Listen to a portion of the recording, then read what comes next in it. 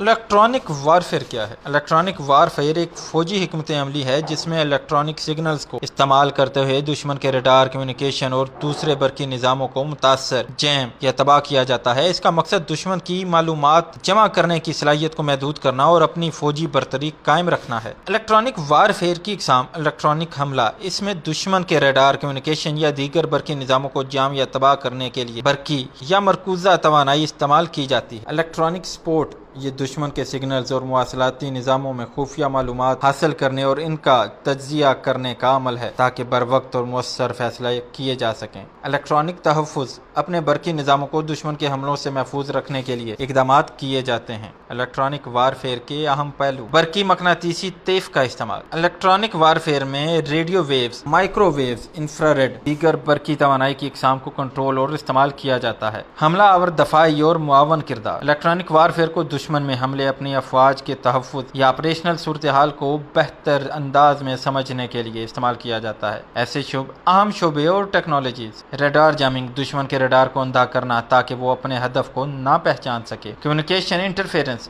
دشمن کی آپس کی بات چیت میں خلل ڈالنا۔ سگنل انٹیلیجنس، دشمن کے ریڈیائی سگنل سے معلومات حاصل کرنا۔ الیکٹرانک وارفیئر کی اہمیت: جدید دور میں جنگ صرف میدان جنگ تک محدود نہیں بلکہ برقی محاذ پر بھی لڑی جاتی ہے۔ الیکٹرانک وارفیئر کے ذریعے ایک ملک دشمن کی کمانڈ اور کنٹرول کو مفلوج کر سکتا ہے۔ یہ جنگی حکمت عملی میں فیصلہ کن برتری کا ذریعہ بن سکتا ہے۔